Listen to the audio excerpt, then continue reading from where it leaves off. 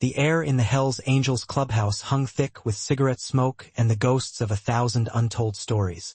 Then, 11-year-old Justin walked in, a disruption in the established order.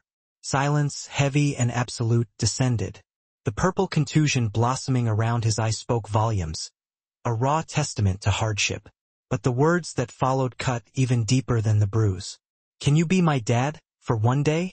What unfolded after that Tuesday afternoon would ripple outwards, changing not only the trajectory of Justin's young life, but also impacting the entire close-knit community of hardened bikers. This is a story woven from the threads of chosen family, unexpected alliances, and the undeniable power of those unsung heroes who dare to answer a desperate call. The heavy, reinforced door of the clubhouse groaned open, admitting not only a slant of weak sunlight, but also a startling anomaly. A child. Justin stood hesitantly in the threshold, a worn backpack slung haphazardly over his thin shoulder. His sneakers were scuffed, the laces frayed, and visibly too small for his growing feet. The low hum of conversation abruptly ceased. Pool cues, mid-stroke, hung suspended in the air. The crackling static of the radio was silenced with a flick of the wrist.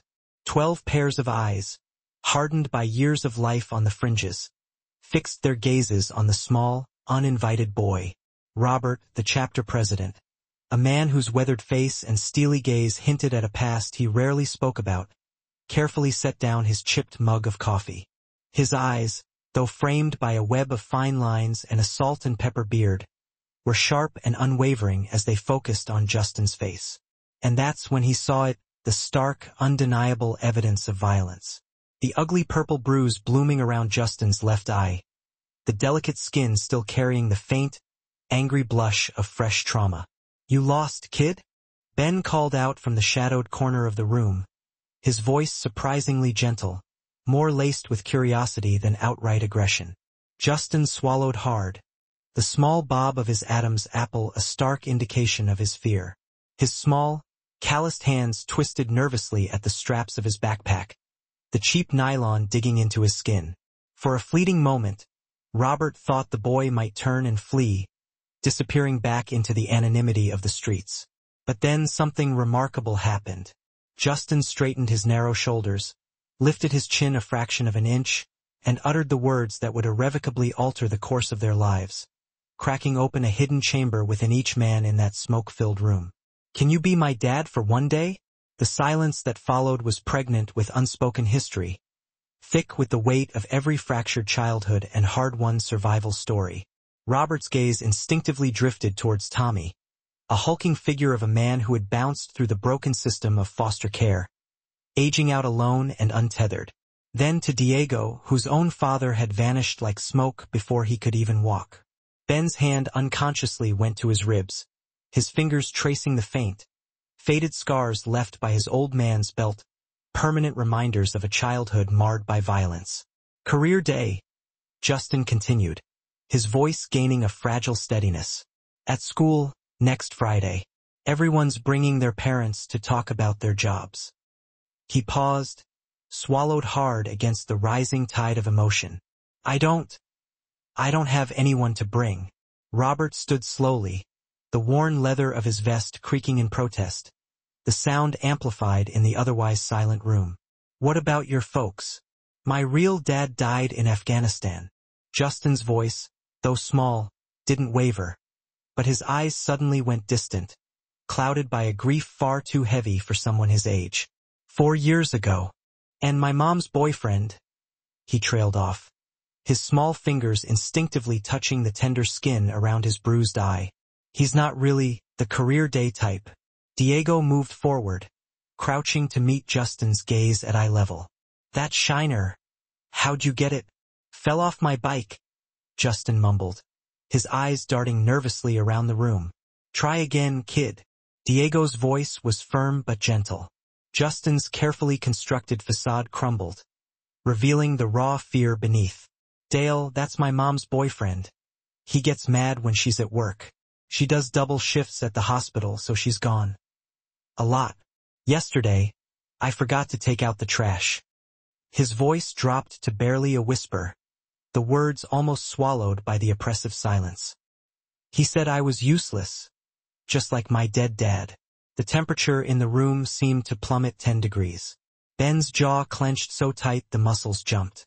Tommy's knuckles turned bone white as he gripped his beer bottle with a vice-like hold.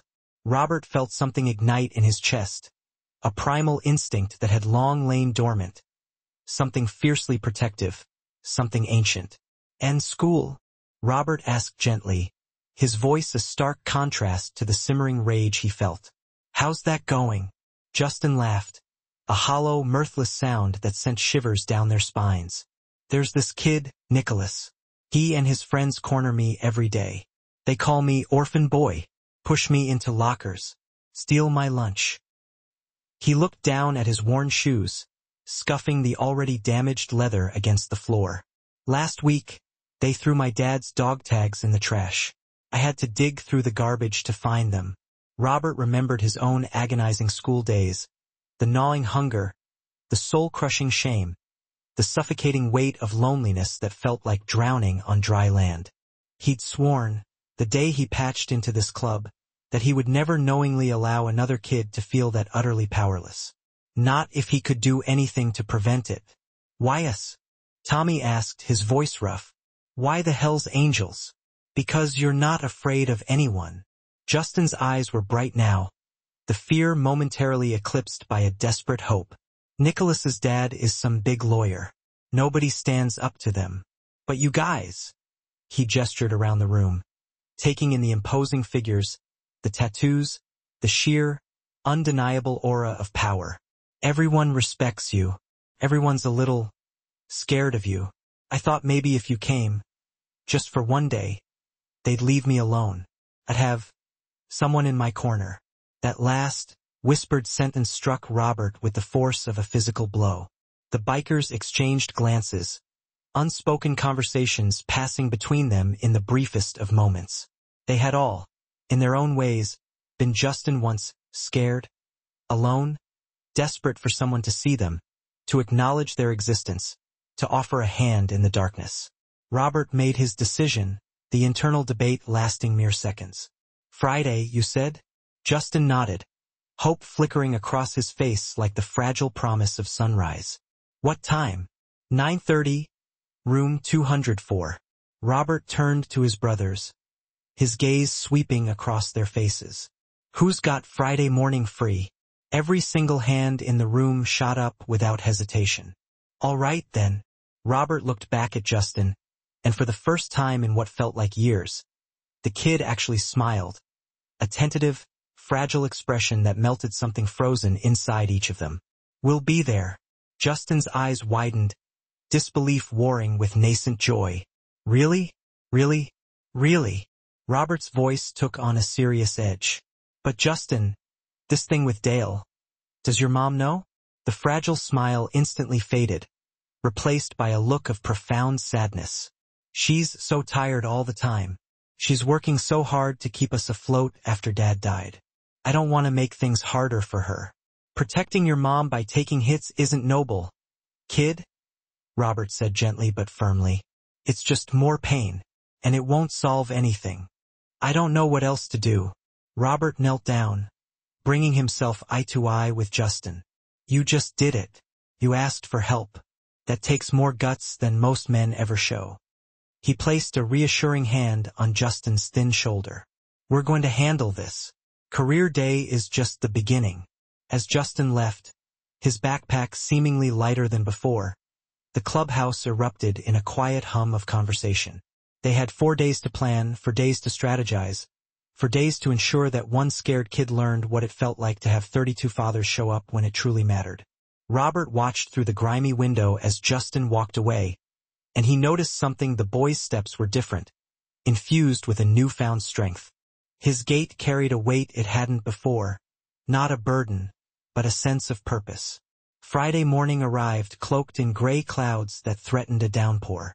Justin woke at 5 a.m., his stomach churning with anxiety. He'd replayed Robert's promise 1,000 times in his mind, a desperate mantra against the gnawing fear that it had all been just empty words. Adults made promises. Adults broke them. That was the only truth he'd ever truly known. He dressed with painstaking care in his only button-up shirt, the one his mom had bought for his dad's funeral. His fingers trembled as he fumbled with the buttons, the cheap plastic cold against his skin. In the cramped kitchen, his mother kissed his forehead, her brow furrowed with concern as she noticed he'd barely touched his cereal. "Big day, sweetheart." "Yeah, career day." She hesitated, her eyes filled with a mixture of guilt and weariness. "Justin, I'm so sorry I couldn't take off work. The hospital is so short-staffed." "It's okay, Mom," he said, forcing a smile. "I figured something out." She studied his face, searching for any hint of deception, seeing something undeniably different there, something that looked almost like confidence. "You sure you're all right?" "I'm sure." At school, Nicholas was waiting by the lockers with his usual entourage, Brett and Chase, both significantly bigger than Justin, both imbued with the casual cruelty that only privileged kids could afford. "Look who showed up," Nicholas sneered, his voice dripping with sarcasm. "Ready for your big presentation, orphan boy?" He paused, a malicious glint in his eyes. "Oh, wait. You don't have anyone coming, do you?" Justin kept walking, his head down, focusing on putting one foot in front of the other. He refused to give Nicholas the satisfaction of a reaction. "My dad's bringing his Mercedes," Brett chimed in, his voice laced with smug superiority. "What's yours bringing?" "A coffin," Nicholas quipped, erupting in laughter. Brett shoved Justin roughly into the lockers, the impact sending a jolt of pain through his shoulder. But he didn't react, didn't flinch. He simply kept walking towards room 204, counting his steps, breathing deeply through his nose the way his real dad had taught him when the world felt too big, too overwhelming. By 9:15, the classroom was filling with parents, a kaleidoscope of suits and sensible shoes. Nicholas's father arrived resplendent in a three-piece suit, shaking hands with the teachers and other parents with the practiced ease of someone running for political office. Brett's mom, a doctor, proudly displayed her stethoscope, explaining its function to a captivated group of students. Chase's dad, a pilot, wore his crisp, starched uniform with an air of unquestionable authority. Justin sat alone in the back row, watching the clock with a growing sense of dread. The minutes crawled by with agonizing slowness. Each tick of the clock tightened the knot in his chest, fueling his growing conviction that he'd been a fool to believe them. They weren't coming. Of course they weren't. Why would they? He was just a kid, a nobody, a burden. Then, just past 9:30, the rumble started. It was distant at first, a low, ominous growl like thunder rolling in from miles away. But it grew steadily louder, building in intensity until the windows rattled in their frames and the murmur of conversation abruptly ceased. Everyone in the room, students, teachers, parents, rushed to the windows, their faces etched with a mixture of curiosity and apprehension. 32 motorcycles rolled into the school parking lot in perfect, synchronized formation. Chrome gleamed even under the oppressive gray sky, reflecting the dull light in a dazzling display of raw power.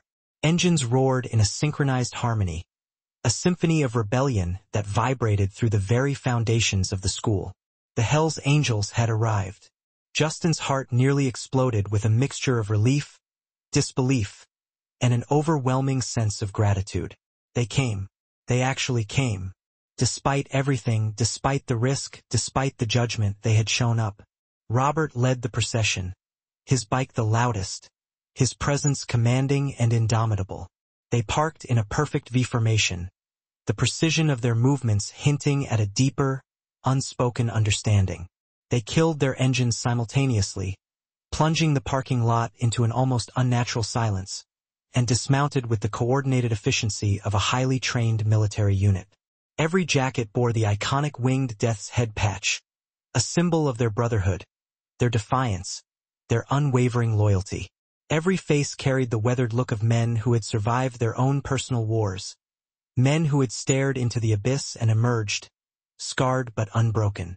Mrs. Peterson, the teacher, a kind, well-meaning woman who had dedicated her life to shaping young minds, stood frozen at her desk, her eyes wide with a mixture of fear and fascination. The bikers were simply too big for the space, too raw, too real. They were a force of nature, an untamed element that threatened to disrupt the carefully constructed order of her classroom. Nicholas's father, the polished lawyer, subtly stepped back, placing himself behind a phalanx of concerned parents. Justin Miller. Robert's voice, amplified by the sudden silence, filled the room with a quiet authority. Justin stood, his legs shaking so violently he was sure he would collapse. "Here. We're here for you, kid." The classroom erupted in a cacophony of whispers, a tidal wave of speculation and apprehension. Nicholas's smirk had vanished, replaced by an expression of stunned disbelief. His father looked like he'd swallowed shards of glass, his face pale and drawn. Robert addressed the class, his voice calm and measured, the voice of someone accustomed to leading, to taking charge, to commanding respect. "Morning, everyone. We're the Hells Angels Motorcycle Club. Justin asked us to come in and talk about what we do." He paused, his gaze sweeping across the room, silencing the murmurs. "So let's get into it." He started with the basics, the mechanics of motorcycles, the intricate engineering behind them, the complex physics of balance and torque. He spoke with a surprising level of technical expertise, his words captivating even the most skeptical of students. Ben stepped forward, his demeanor surprisingly gentle, and talked about their community programs, toy drives for children's hospitals, fundraisers for veterans, escort services for abuse survivors going to court. He spoke of their commitment to giving back, to making a positive impact on a world that had often treated them with disdain and suspicion. "Most people see the patches and make assumptions," Ben said, his voice tinged with a hint of sadness. "They think we're criminals, outlaws. But brotherhood—" He paused, searching for the right words. "Brotherhood means being there when it counts, especially when it's hard. It means protecting those who can't protect themselves." Then Miguel moved to the front, his presence radiating a quiet intensity. He was quieter than the others, his eyes carrying the weight of old wounds, of battles fought and scars earned. "I grew up in a house where love looked like a fist," he began, his voice low but steady. The room went utterly silent, every ear straining to hear his words. "My father drank," he raged. "He made me believe I was nothing. By 13, I was heading down the same path, fighting, stealing, hating everyone, including myself." Justin watched his classmates lean forward, their initial fear replaced by a rapt attention. Even Nicholas was listening, his usual sneer absent from his face. "Then I met Robert," Miguel continued, his voice filled with a quiet gratitude. "He gave me a choice, keep destroying myself, or build something better. This club, this family. They taught me that real strength isn't about violence. It's about protecting people who can't protect themselves. It's about breaking cycles instead of continuing them." Mrs. Peterson was crying quietly at her desk, dabbing at her eyes with a tissue. Diego pulled out a faded photograph, his voice thick with emotion. "This is Tommy at 15, living on the streets. This is Ben after 3 tours in Iraq with nobody waiting at home. This is Robert the day his daughter said she was proud of him." He looked directly at Justin, his gaze unwavering. "We're not perfect. We've all got scars, but we choose every day to be better than what broke us." Robert turned to Justin, his eyes filled with a warmth that made the boy's heart soar. "You asked us to be your dad for one day," he said, his voice laced with affection. "But here's the thing, kid, real family doesn't work on schedules. You're stuck with us now." The entire class erupted in spontaneous applause, the sound echoing through the room. Brett was clapping enthusiastically, his earlier arrogance completely forgotten. Chase looked stunned, his eyes wide with a newfound understanding. Nicholas sat frozen, a complex web of emotions playing across his face. After the presentation, as the parents began to file out, Nicholas's father approached Robert, forcing a thin, insincere smile. "Quite the performance," he said, his voice dripping with sarcasm. Robert met his eyes steadily, his gaze unflinching. "Your boy gives Justin trouble. That stops today." The lawyer's forced smile died, replaced by a flicker of genuine unease. "Are you threatening me?" "I'm promising you," Robert said, his voice low and dangerous. "There's a difference." Outside, as the bikers prepared to leave, Justin couldn't find words big enough to express the overwhelming gratitude he felt. Robert simply squeezed his shoulder, his eyes conveying a world of unspoken understanding. "See you tomorrow, kid. We're teaching you to change oil."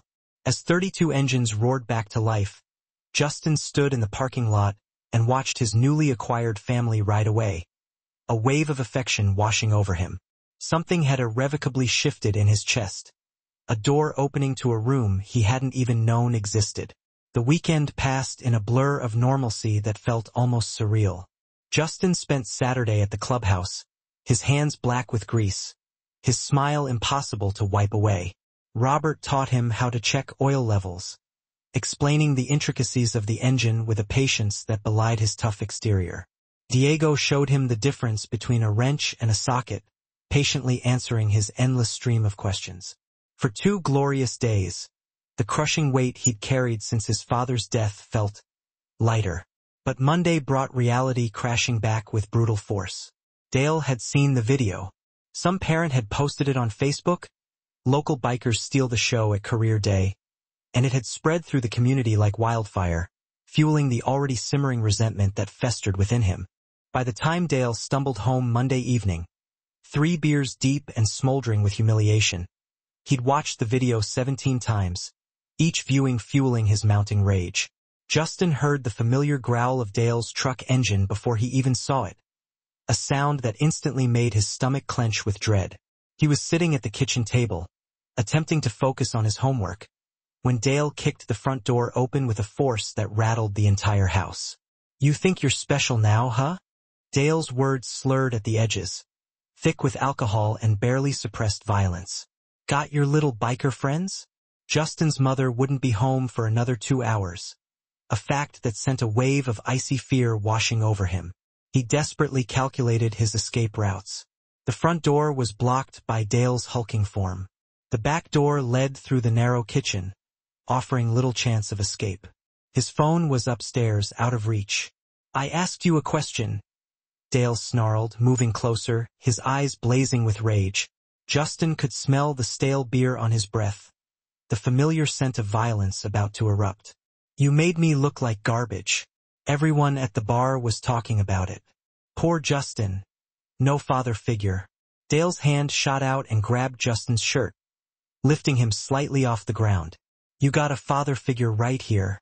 You're not my father." The words escaped Justin's lips before he could stop them, a defiant act of rebellion fueled by fear and desperation. Dale's face went purple with fury, his fists drawing back, ready to strike. Justin closed his eyes, bracing himself for the inevitable impact, his body tensing in anticipation of the pain. But the blow never landed. The front door opened, not kicked, not forced, just opened with a key that hadn't existed an hour ago. Robert walked in first, his presence radiating an aura of quiet power, followed closely by Ben and Diego. 3 more bikers flanked the entrance, their imposing figures filling the small house with an undeniable sense of menace.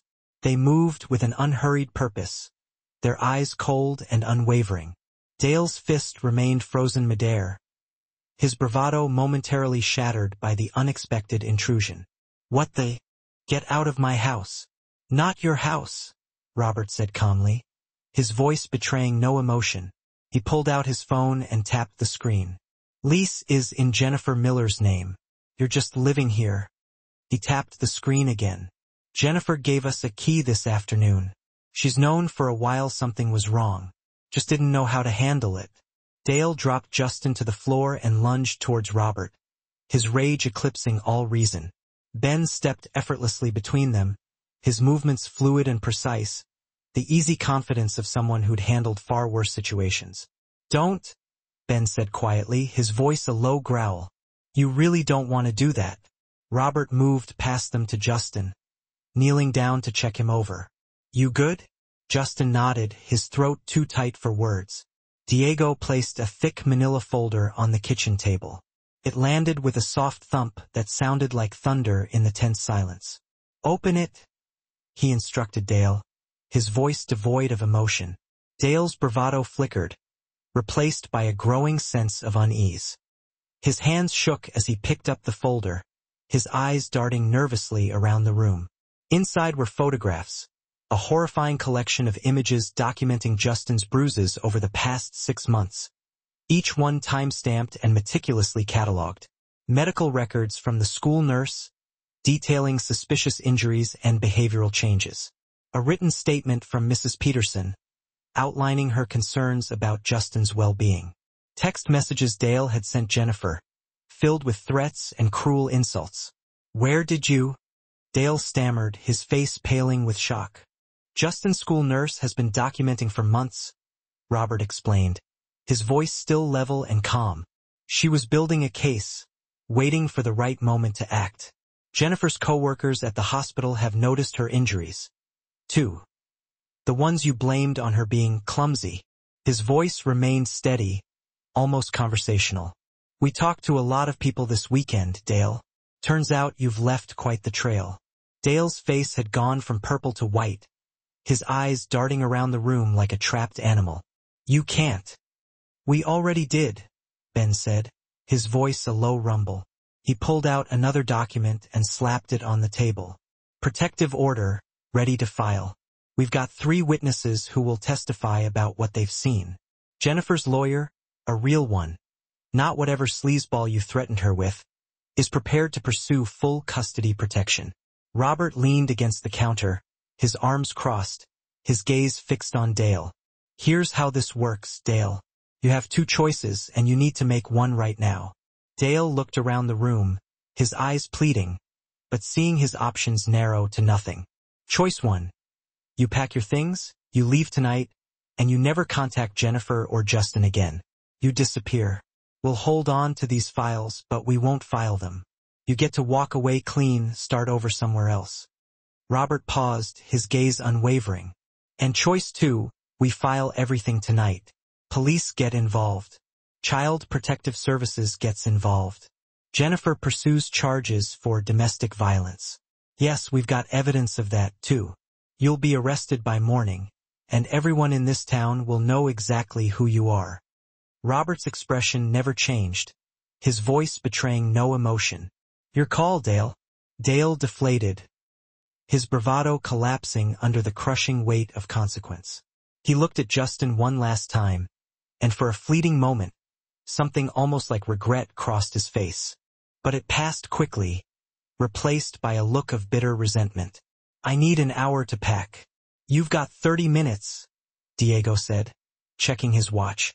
"We'll wait." Less than half an hour later, Dale's truck pulled out of the driveway, packed with everything he owned. The bikers had stood in silent watch as he loaded boxes, ensuring he took nothing that belonged to Jennifer or Justin. As the tail lights disappeared into the darkness, Robert called Jennifer. "It's done. He's gone. Justin's safe." When Jennifer arrived home 40 minutes later, she found her son sitting at the kitchen table surrounded by 6 bikers, devouring a mountain of pizza they'd ordered. Her eyes went to Justin first, frantically checking for new injuries, seeing none, then to Robert, her gaze filled with a mixture of gratitude and disbelief. "Is he really gone?"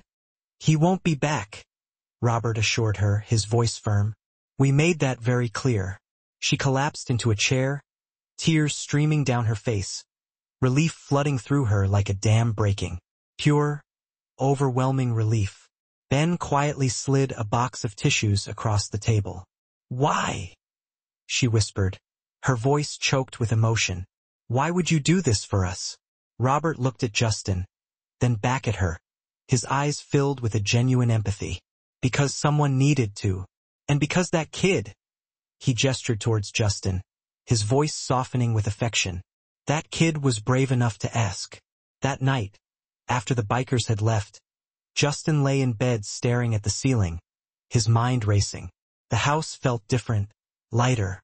The air moved freely through rooms that had been suffocating for years. His phone buzzed. A text from Robert. "Sleep tight, kid. We're around if you need us." That night, Justin slept through to morning, a deep, dreamless sleep he hadn't known in years. In the weeks that followed Dale's departure, the clubhouse had become Justin's second home. He showed up most afternoons, doing his homework at the bar while the bikers worked on their engines, the scent of oil and leather a comforting constant. His grades improved dramatically. The bruises faded, replaced by a healthy glow. His mother smiled more, her face no longer etched with worry. But Robert, ever observant, noticed something else. Nicholas had stopped bullying Justin completely. No more shoves, no more insults, nothing. But the kid looked worse than ever, quieter, withdrawn, with dark circles under his eyes that Robert recognized all too well. The telltale signs of a kid carrying a burden far too heavy for his young shoulders. "Ben," Robert said one Thursday afternoon, his brow furrowed with concern. "That Nicholas kid, something's off. The bully. Former bully, I want to know why." Ben made a few calls, pulling on the threads of their extensive network. By Friday, they had answers. Nicholas's mother had died years earlier, succumbing to a virulent form of cancer that came fast and left a trail of devastation in its wake. His father, Tom Bradford, that polished, successful lawyer, had been drowning in grief ever since, numbing the pain with alcohol. Drinking became the only way he could function, the only way he could get through the long, empty days. Nicholas was essentially raising himself, a lonely, neglected child left to navigate the complexities of adolescence while his father worked 16-hour days or sat cloistered in his study, lost in a bourbon-soaked haze. "The kid's acting out because he's alone," Ben reported, his voice laced with a hint of sadness. "Dad's physically there but emotionally gone. He's a ghost." Robert drummed his fingers on the table, his mind racing. "So Nicholas becomes the bully because he's getting bullied at home. Not with fists, but with absence, with neglect. Then we fix it," Robert said, his voice filled with a quiet determination. Tommy looked up from his bike, his expression skeptical. "The kid tortured Justin for months, and Justin had Dale. Nicholas has a ghost wearing his father's face." Robert stood, his eyes blazing with purpose. "We break cycles. That's what we do." The next morning, Robert and Ben showed up at Tom Bradford's office unannounced, their imposing presence immediately disrupting the carefully curated atmosphere of success. Tom looked up from his desk, his eyes bloodshot, a flicker of irritation flashing across his face. "Can I help you?" "Your son is drowning," Robert said simply, cutting through the polite formalities. "And you're too drunk to notice." "My son is fine," Tom retorted, his voice defensive. "When's the last time you had dinner with him?" Robert asked, his voice unwavering. "Sober?" Tom's silence answered the question with a deafening clarity. "When's the last time you asked about his day? Looked at him without seeing your dead wife?" "You need to leave," Tom said, his voice trembling with anger and shame. "We know about the drinking, Tom," Ben said, his voice surprisingly gentle. "We're not here to judge. We're here because we've been there. Loss, that feels like drowning, can make you forget everything, even the people you love." Tom's legs seemed to give out. He sat back down heavily in his chair, his face etched with despair. "I don't know how to be a father without her," he confessed, his voice barely a whisper. Robert pulled up a chair, his gaze filled with a quiet understanding. "My daughter was 7 when her mother left. I was patched into the club, drowning in bottles just like you. One night, I came home and found her making dinner. A 7-year-old trying to feed herself because I was too wasted to care." His voice roughened with emotion. "That was my rock bottom. It's not too late for you, Tom." Ben slid a business card across the desk. "Veterans Support Group. Meets Tuesday and Thursday nights. You served, right?" Tom nodded, surprised they knew. "So did half of us. These guys get it." Ben leaned forward, his voice sincere. "Your son needs his father back, Tom. The real one." Tom's hand shook as he picked up the card, his eyes filled with a flicker of hope. "And if I try, we'll help Nicholas too," Robert said, standing. "Youth mentorship program we run. But this only works if you both want it." Days later, Tom attended his first meeting, his body trembling with fear and vulnerability. He broke down twice, nearly left 3 times. But Robert sat beside him the entire 2 hours, offering a silent, unwavering support. Nicholas was harder to reach, his defenses built up over years of neglect and disappointment. When Diego approached him after school, the kid's shields went up instantly. I'm not going to some stupid program. 12 kids your age, working on motorcycles, learning carpentry, talking about real stuff, Diego countered, his voice calm and persuasive. He crossed his arms and added casually, and Justin goes. That stopped Nicholas cold. Justin's in it once a week. He's been building a bookshelf. Nicholas looked away, his jaw working, his internal conflict evident. I was horrible to him. Yeah, you were, Diego agreed bluntly. Ask him yourself why he'd want you there. The confrontation happened at the clubhouse the following Saturday. Justin was sanding a piece of wood when Nicholas walked in, escorted by Diego. The room went quiet, all eyes turning towards the 2 boys. Justin stood slowly, his heart pounding in his chest. They stared at each other across the cluttered workshop, the silence stretching between them like a taut wire. I'm sorry, Nicholas said, his voice cracking with emotion. For everything. The things I said about your dad, the locker stuff, the dog tags. I was angry at my own life and I took it out on you. Justin studied him for a long moment, searching for any sign of insincerity. He'd learned something from Robert, carrying hate was heavier than letting it go. Your mom died, right? Nicholas nodded, his eyes glistening with unshed tears. That sucks, Justin said simply. My dad died too. Justin set down the sandpaper and took a step forward, extending a tentative hand. You want to help me finish this bookshelf? I'm terrible at corners. Nicholas's eyes widened with surprise and a glimmer of hope. Robert cleared his throat, breaking the tension. We're better at building things than breaking them, he said, his voice laced with a wry smile. Might as well start now. The years unfolded one day at a time, a tapestry woven with threads of healing, forgiveness, and unexpected friendship. Justin grew taller, his confidence solidified, his spirit unburdened. Nicholas became his unlikely friend, a constant presence in his life, both of them fixtures at the clubhouse. Tom Bradford got sober and started coaching Little League, rediscovering the joy of being a father. Jennifer Miller finished her nursing degree, a testament to her unwavering determination. Graduation day arrived bathed in perfect sunshine, a symbol of the bright future that lay ahead. Justin stood at the podium in his cap and gown, his voice clear and strong as he addressed the crowd. Everyone talks about family like it's just biology, Justin began, his eyes scanning the sea of faces. But I learned something different. Family is the people who show up when your world falls apart. His eyes found Robert, his gaze filled with gratitude. Family is a group of bikers who answered a desperate kid's question and stayed long after they had to. He paused, his voice thick with emotion. They taught me that strength isn't about intimidation, it's about protection. That real men build others up instead of tearing them down. Nicholas, sitting with his father in the audience, wiped his eyes, his heart filled with an overwhelming sense of belonging. Tom Bradford, sober for 5 years now, squeezed his son's shoulder, a silent acknowledgement of their shared journey. They'd driven to the ceremony together, windows down, talking about college plans, small things, the kind of conversation he'd thought he'd lost forever.